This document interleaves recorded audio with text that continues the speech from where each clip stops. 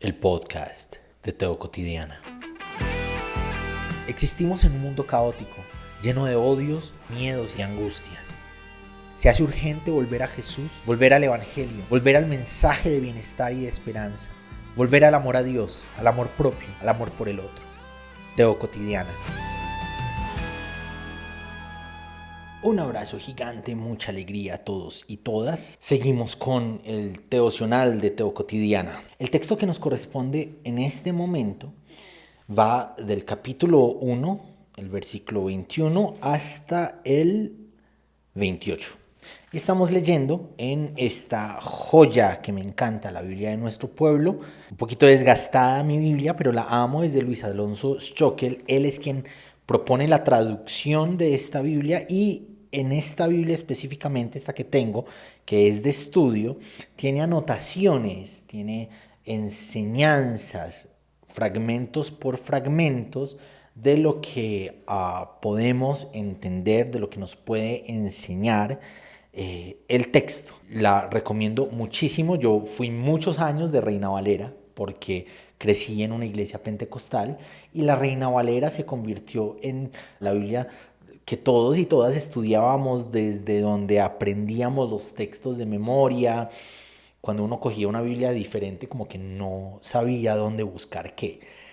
Pero esta me ha encantado, y la versión en inglés de The Message, que es de otro autor, que lo que quiso hacer fue enseñarle a sus alumnos cómo podría ser leído el texto dentro de nuestros contextos contemporáneos. Esas dos Biblias me encantan, por si a alguien le interesa.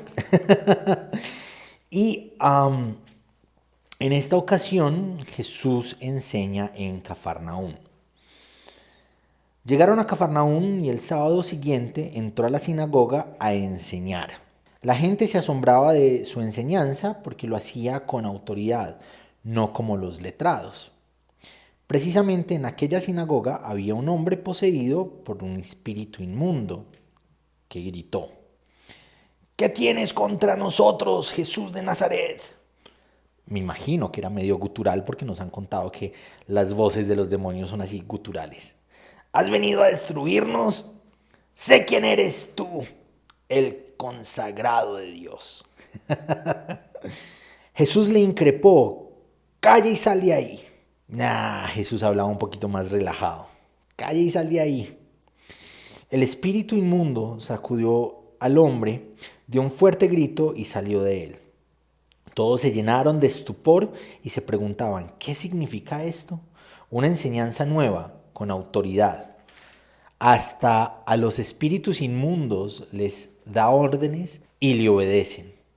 Su fama se divulgó rápidamente por todas partes, en toda la región de Galilea. Varios apuntes aquí. Jesús es un judío practicante.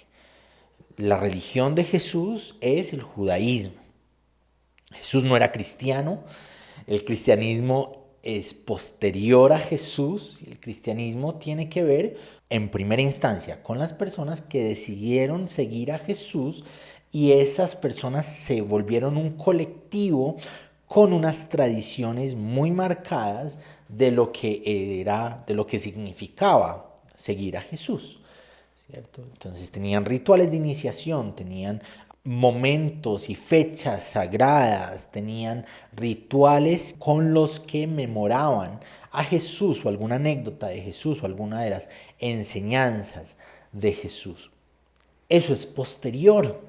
Jesús es un judío practicante. Y Jesús llegó a una sinagoga en Cafarnaúm, eso queda en el norte de Israel. Es una ciudad pesquera. Uno de los días de ritual judío, el Sabbat, entra a la sinagoga y enseña. Y la gente nota que hay algo diferente.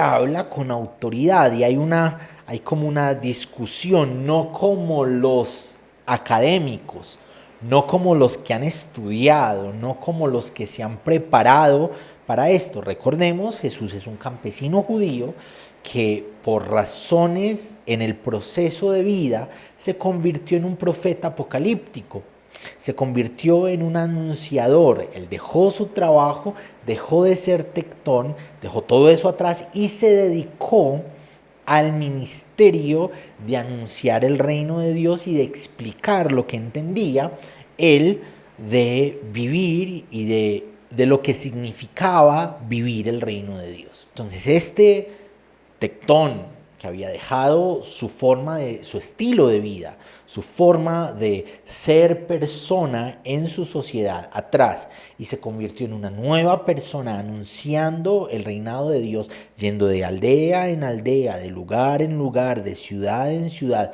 anunciando el reino de Dios, entró a la sinagoga dentro de su tradición religiosa y la gente notó que éste habla diferente, como con autoridad, no como los letrados, no como esos que sí estudiaron para esto, ¿no? Sino como alguien que habla desde la experiencia, alguien para quien el reinado de Dios no es un objeto de observación, no es un tema academizado, no es una discusión por allá lejana y distante, llena de palabras como difíciles de entender, sino que es cercano el reino de Dios, que es decible en palabras que se entienden, es vivenciable, es experienciable, se trata de vivirlo más que de saberlo. Y Jesús lo que sabe, lo sabe desde su experiencia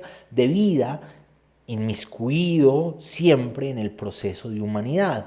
Jesús es Dios que se hace humanidad, un proceso que se vive desde el nacimiento hasta la adolescencia, desde la adolescencia hasta la juventud, y en cada uno de los procesos, de las etapas de vida, dentro de ese proceso, Jesús va dando se va como dando cuenta de cosas. Entonces, entra a la sinagoga, habla, enseña, la gente nota que habla como con autoridad, no como los letrados.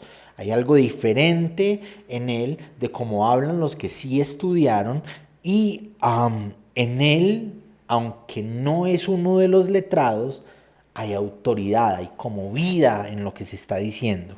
Y en medio de la sinagoga aparece alguien que está endemoniado.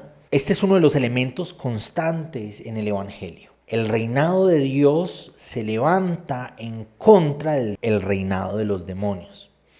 El reinado de Dios se levanta en contra de la influencia oscura de seres espirituales que atormentan la vida de las personas.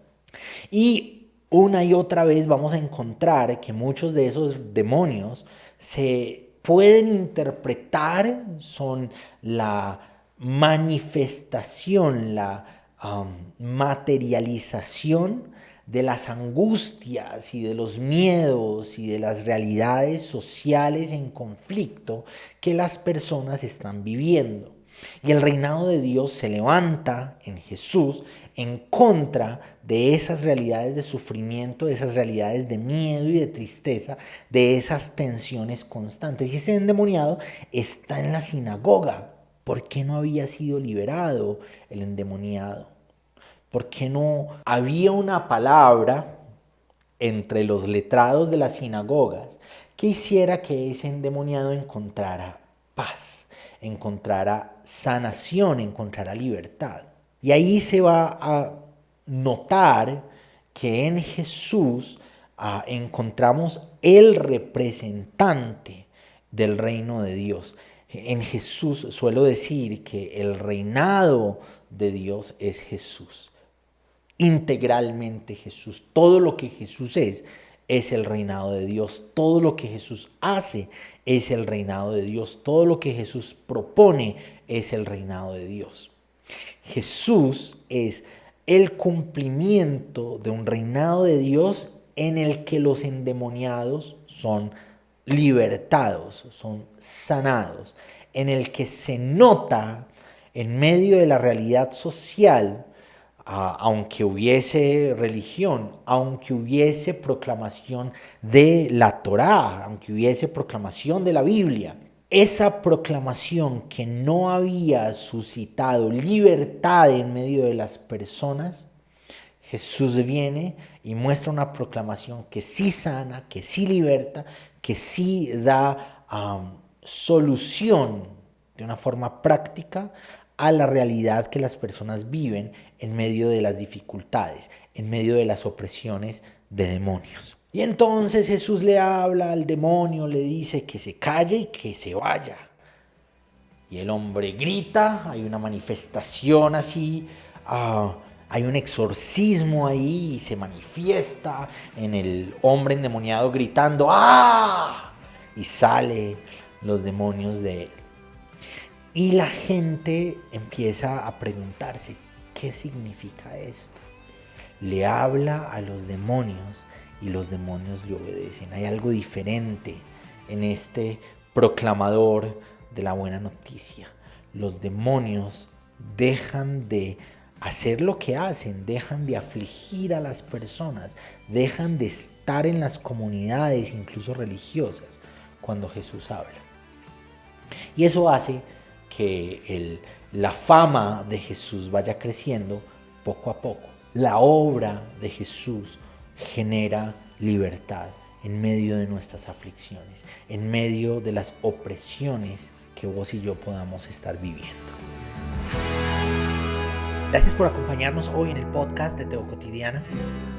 Te espero para que reflexionemos juntos en el nuevo episodio.